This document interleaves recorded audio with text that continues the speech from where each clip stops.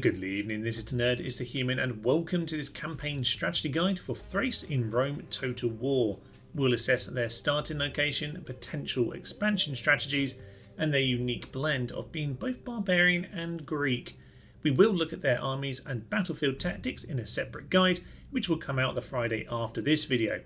As ever, we do like to consider the potential roleplay options for the faction, as well as discuss the faction's history. Now sadly, the intro screen is lacking a description for Thrace, as they're not usually a playable faction, but if you do want to play as them in original Rome, then I have a simple guide for that appearing above now. Before we consider the best strategies, let's take in some historical context for the Kingdom of Thrace. Now, if Macedonia was seen as barely Greek, then Thrace was seen as truly barbaric, with Herodotus, the father of history, commenting that they frequently sell their children into slavery. Nonetheless, they are a part of the wider ancient Greek world and are mentioned in Homer's epics. More immediately, as part of Alexander's Macedonian Empire, Thrace became increasingly Hellenized, and we see that in the strange mix of Greco-barbarian units in the Thracian roster. Post-Alexander, Thrace was a key successor state, ruled by Lysimachus, and this included much of North and Western Turkey, or Asia Minor in these days. Getae to the north was not actually part of his kingdom, although Lysimachus both tried and failed to capture it. The war between the Seleucids, Ptolemaic Egypt, Macedonia and Pyrrhus of Epirus was a chaotic web of alliances and backstabs.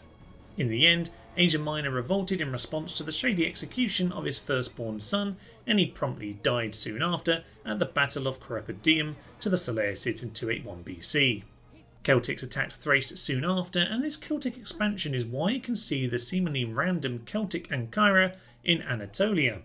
With Macedonia now a much smaller kingdom, the Thrace we see here appears to be a remnant and almost a memory of Alexander's former empire, and our job is to bring her back to glory as a true successor to Alexander, as the introduction video so strongly puts forward.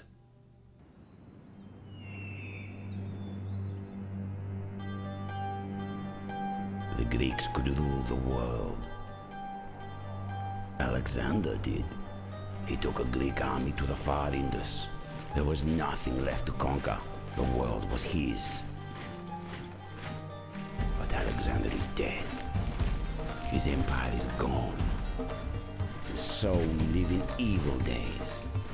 The free men of Greece have turned on each other instead of their proper enemies, those who envy all the Greeks have done. Alexander must weep if the dead weep. I would weep in his place, but I would also hope. The world turns. What was may come again. The fates still spin the web of men's lives. So now, perhaps the gods wish Greeks to be great again. Perhaps a new Alexander will take up the sword. Bring order where there is chaos. Remake the world of men to a better plan. Perhaps.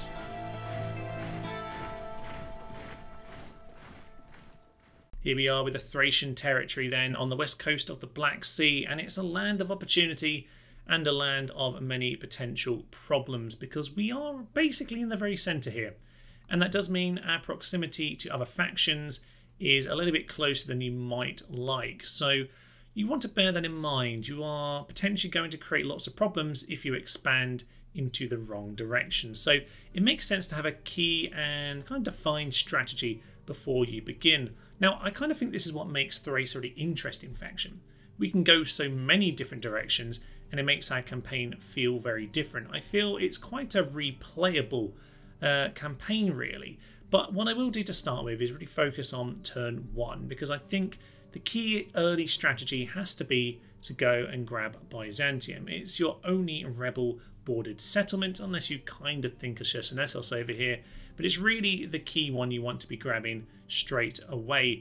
Now, the only thing is, it's not actually the easiest settlement in the world to take, because it does have some actual hoplites in it with 1 experience, and our army isn't that well suited to dealing with it. Now don't get me wrong, you can totally win this battle. If you've seen the live stream where I played the early few turns of this campaign, you would have seen it was a very awkward affair to take the city. But whilst that is kind of your opening move, there are other things you want to consider, and probably the key thing that you need to notice is that our finances are not good. We only have 3,000 monies, and our projected profits are only 114. So to fix that, we're going to need to, yes, get ourselves some ports. We actually don't have any, despite our Black Sea territory. Byzantium will help. It has gold mines as well. There's more gold mines here. In fact, there's so many gold mines around here, potentially, that your economy can explode, but we need to get some early footing. So, port, and down goes half your money straight away. Now, you don't have to send this whole army down here. It depends what your general strategy is. Of course, you might actually want to send more. I have a feeling I might have sent more when I did this on the live stream. However, if you are invading north, you might want to think more carefully and maybe take more time over Byzantium. That's really down to your overall strategy. Nonetheless, this is a good early starting point, and we should probably have a little look by toggling the fog of war. Just remind ourselves how close some of our neighbours are. Dacia do have some troops around here, but they will almost certainly go and mop up huge swathes of rebel territory to the west. I tend to ally with them on turn 1, but to be honest, they will probably come and attack you before too long. Likewise, in terms of diplomacy, Scythia, you could try and get an alliance with them, but they're a bit stronger. They're less likely to agree at the start, and this is just too close for comfort. Whether or not you decide to deal with Scythia or not in the early few turns, you'll want to keep this defended. It's a common thread throughout my various attempts of playing this campaign that you will find our territories are going to be attacked and you need to keep a strong enough defence. It's a really awkward juggling act between keeping enough defensive buildings and units in these towns and trying to expand. It's a very careful and calculated expansion. Now, Macedonia is interesting because actually in all my playthroughs, they haven't been the aggressive one at any point. They do have the potential to be quite dangerous though, so keep an eye on them. But you do have a little bit more space between you. You can put some nice watchtowers over here and you'll see them coming. Whereas Dacia and Scythia, they're a little bit closer. They can be a bit more awkward to deal with. Moving on a turn or two, then of course you will put Byzantium under siege. But you might have noticed that they've actually recruited a new unit, and that is a potential problem in this city because the rebels do have money at the start and the barracks to be able to build a unit. That will make it significantly trickier for you, even if they are only militia hoplites. In a town, this can still be problematic.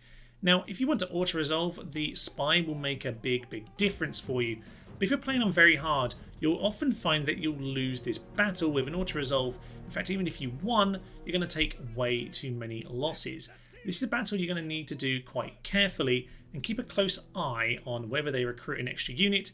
And think carefully about, yes, if the spy is going to open the gates, if you want to wait around or not.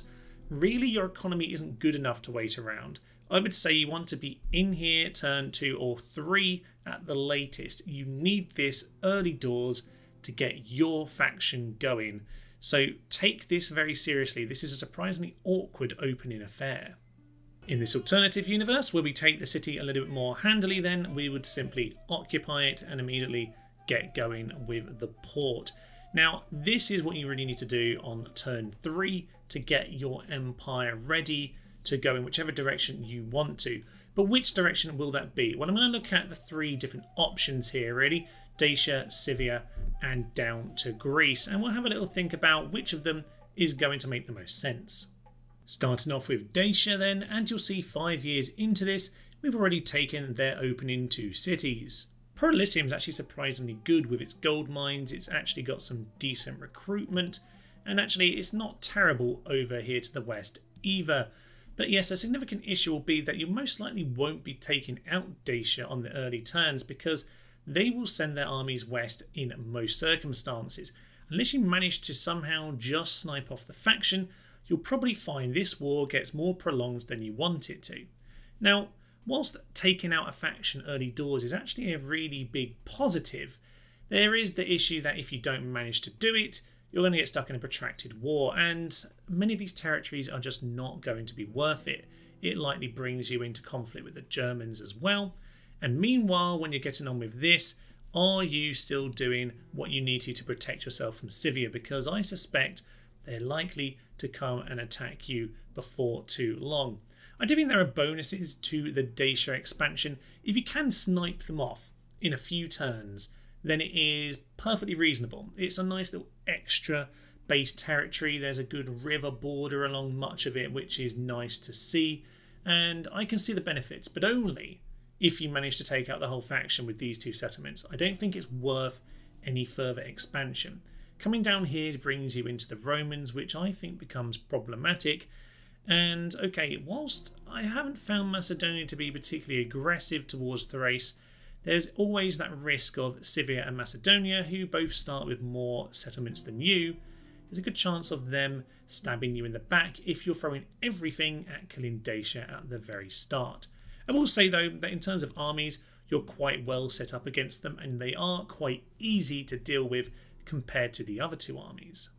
If you expand northward into the Scythian territories, there is definitely a big bonus that this is fairly safe territory once you win the war.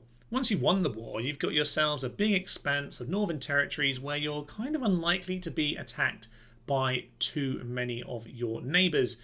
Now, I do say this, but I have found on this that Germania have come all the way over here to stab us in the back. Now, I did try and keep an army in this part of the world, but keeping both of them fully stocked was difficult because the Scythia campaign takes a lot more work than the Dacian one.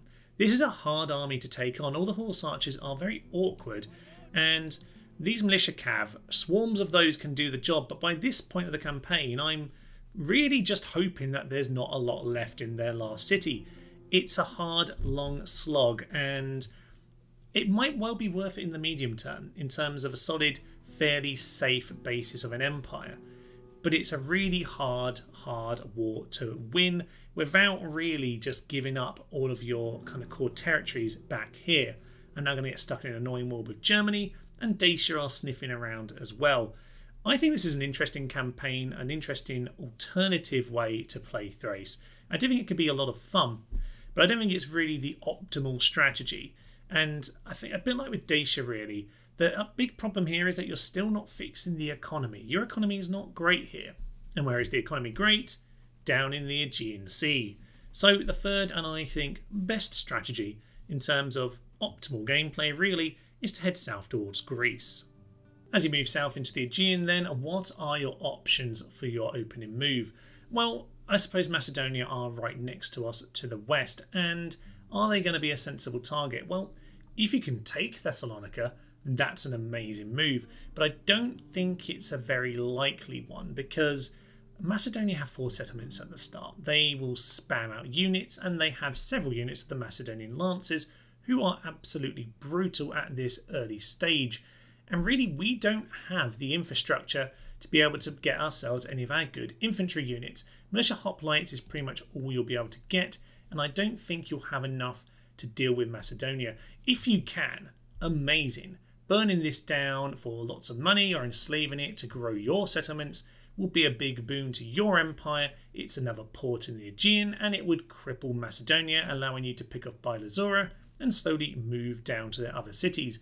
But I think that's a pretty bold move, and one that I don't think you're going to win very often. If you can pull it off, amazing, but I think Athens might make a more sensible option. It's a walled city.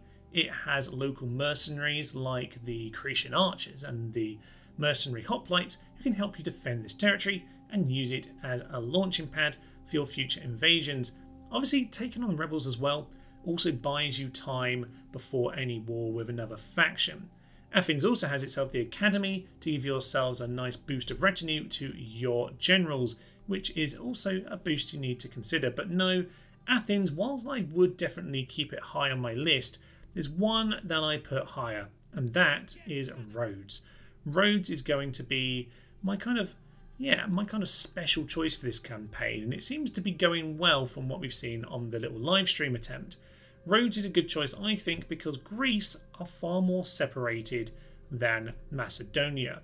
They're not likely to get reinforcements here if you pounce on it very early. The AI does tend to build quite a big army here, So you need to be quick, I would suggest. But it's a kind of war that you can isolate much better than Macedonia. Macedonia kind of leaves you in a brutal war that you've got to win at all costs. Greece, well, taking Rhodes is going to be massive if you can do it. Of course, Greece have themselves several of the wonders of the world, but the most important of them for us is going to be the Colossus. So, the Colossus of Rhodes, 40% naval trade boost. This is another port in the Aegean, but our entire economy is built on the ports. This is massive, and this is going to be key for our next moves. From here, Cydonia and Athens are of course going to be great choices, depending on how much of an army you have, how much economy you have. Of course, you might well want to get your generals out onto the field and pick off as many of these mercenaries as you can to try and get these two cities. With them, you have yourselves a bustling economy, and you can start to build up enough infrastructure to hopefully take on a war with one of these bigger factions. In the following 10 years, I managed to expand into Athens and Crete, and with that you can see here that the mercenary army was probably key for me holding on to this. I needed time to build up my economy and build up my infrastructure. And once you've got that, you can pretty much do what you want. And I do think Athens is going to be such a key place for doing that. Now, obviously on this campaign, you do eventually want to take out Macedonia. On this occasion, they actually became my allies, which is probably good in the short term, allowing me soon to pick off Sparta and maybe Timon as well. Got to keep an eye on the Brutii. But what I'm really trying to do here in the early stages, build an economy and build some infrastructure. And with that, then you can get out the armies that you want in order to win these battles. Now, obviously, I will eventually take over Macedonia, but you might notice that they also have Chersonesos. So a quick explanation for up here, which is basically that Scythia make me nervous every time I play this. If you leave this, it's just so close to Campus Getae. You will notice I have quite a sizable force here now. The likes of Dacia stab me in the back, and they're allied to Scythia. The war is soon coming. If you take Chersonesos, they will attack you. The grain is very nice for growing your settlements, by the way, so something to bear in mind. But they will go and attack you for it. So I went to take this once I was confident that we would be able to hold off against Scythia. And indeed, when they do attack, I'll just go and grab this off them. Dacia, to be honest, I found you can bat them away pretty easily every time. They've come about 4 or 5 times to this city now.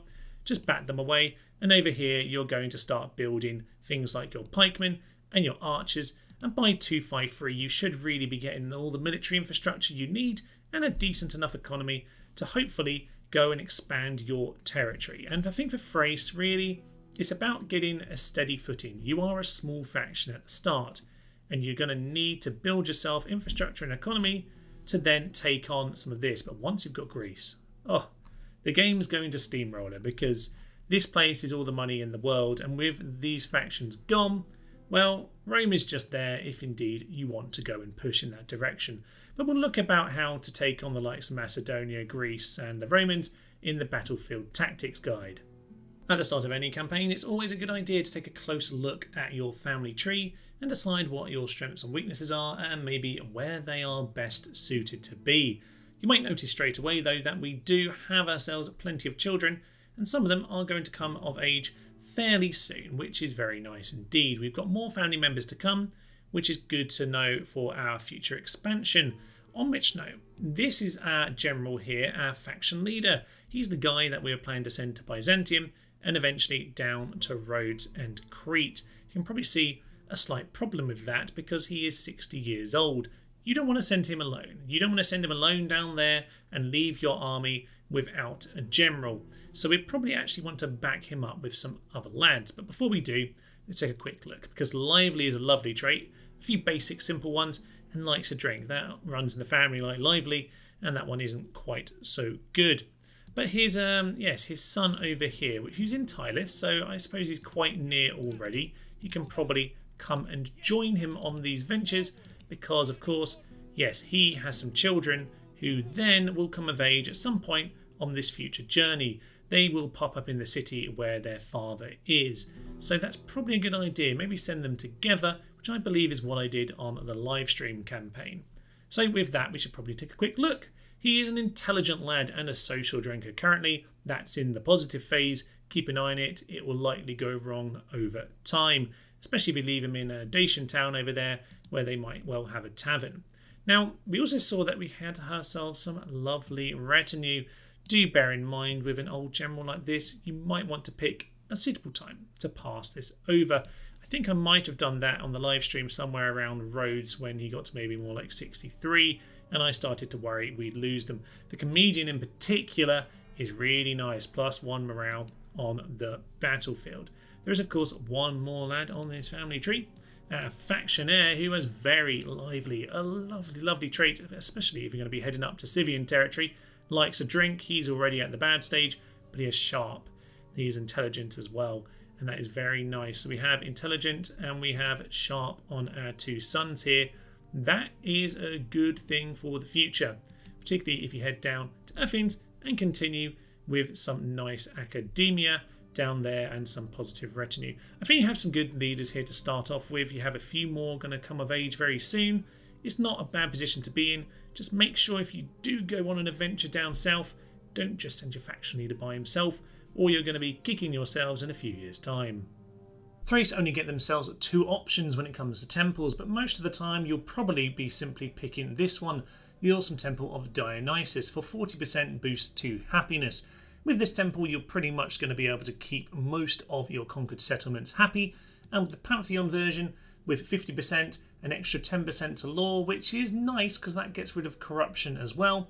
Growth bonus of 1% when you're already a huge city isn't necessarily great, but this is going to be a very effective temple for keeping control of many of your cities. Of course, as a Greek faction, you do have access to plenty of other buildings, and we'll get to those in a minute. And those buildings are going to work very nicely with this here Pantheon. So Dionysus, a very solid pick indeed.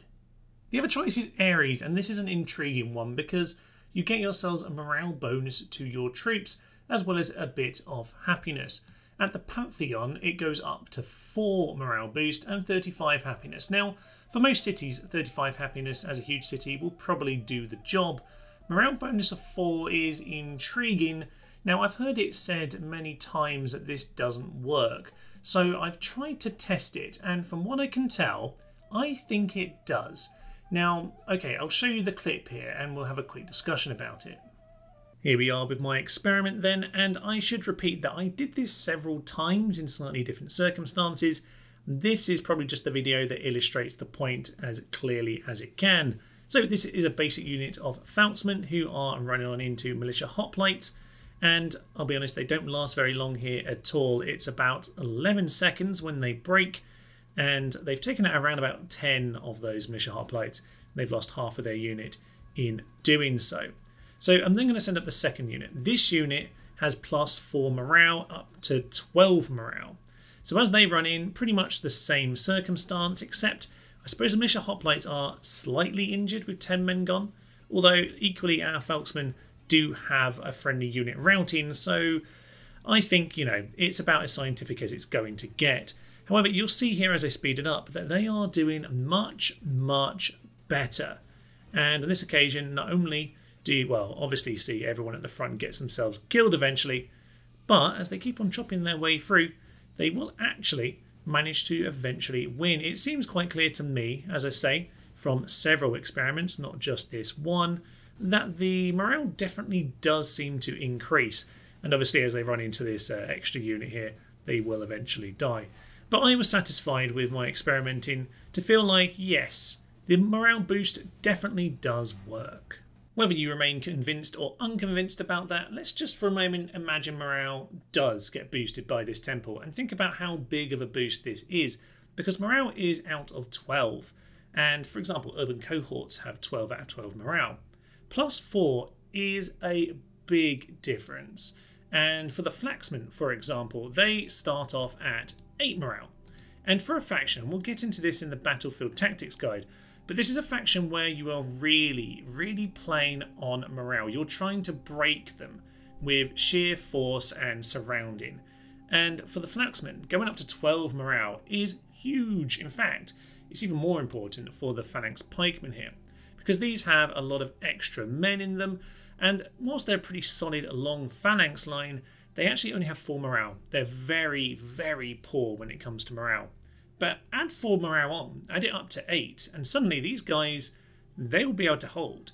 And that's going to be a massive difference for that army. Now, the main problem that we will have with morale is that you can't track it. You can't see it on the info card. So yes, we just had the info card there for the Phalanx Pikemen. On nowhere on this page does it tell you their morale. Now, on Rome Remastered, it does do that, and it actually updates according to the temple as well, which is excellent. But on Rome Total War, on the base game, you can't follow that. You can't keep track of which units have better morale, and so you never really get a good understanding of when that morale has helped you win a battle. You'll lose track of it, and I think that's why many people don't believe that the morale boost is true. I get the impression it is, and I think it could be humongous. But as I say, you might never get the satisfaction of it because you might not be able to ever remember which troops had that boost. Either way, I think between those two temples, you have yourselves a really interesting mix. Dionysus, the classic happiness temple with a little bit of lore thrown in at the end, great. And Ares for morale bonus. This is a rare kind of temple, but one that I think is intriguing and one that I would encourage you to experiment around with because in theory, it could be catastrophically good. The Thracian building browser is quite interesting really because ostensibly they are Greek culture, but of course there are slight barbarian elements to them. So they get all of the positive trappings of the Greek world, they get the theatre for happiness, they get the Luctus Magna for all of their great traits, decent enough roads, decent irrigation, aqueducts, the dockyards. They get themselves plenty of the strong buildings in the game. But in terms of their barbarism, well actually that kind of helps because when you look at their military buildings here, they actually get them all pretty early. Most of their units come from minor cities, and it really is only the few of them that come from the large cities. And this basically means that you can get out your better troops earlier.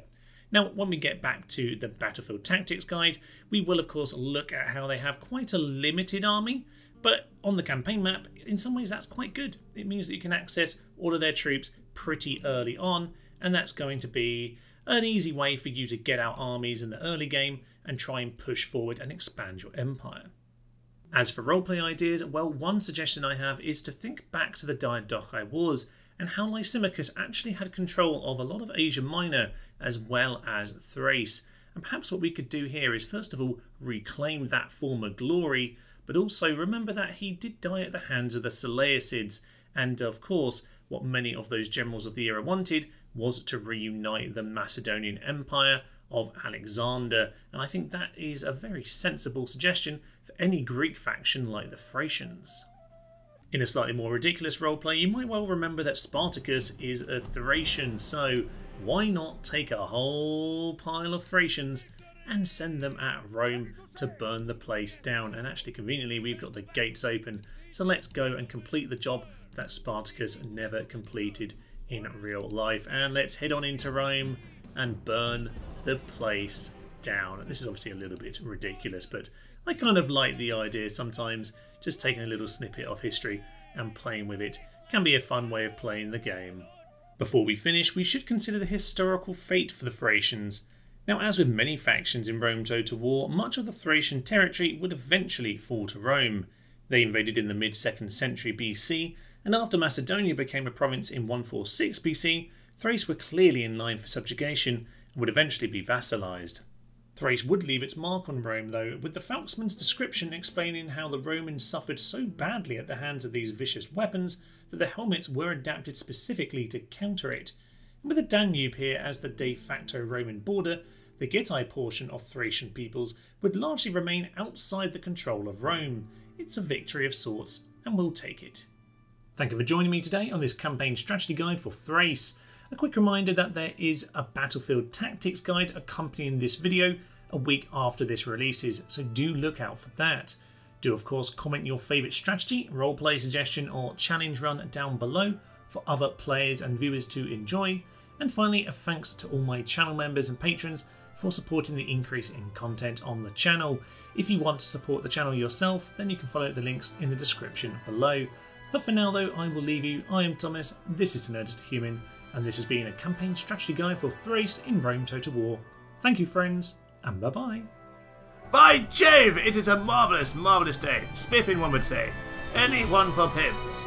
He has seen the light, he has joined the anarchy, he is cruel and cunning, and you know what, he likes a little drink, and I think that's marvellous. La la la la la la la, chop your way through the peasants. One shot! No!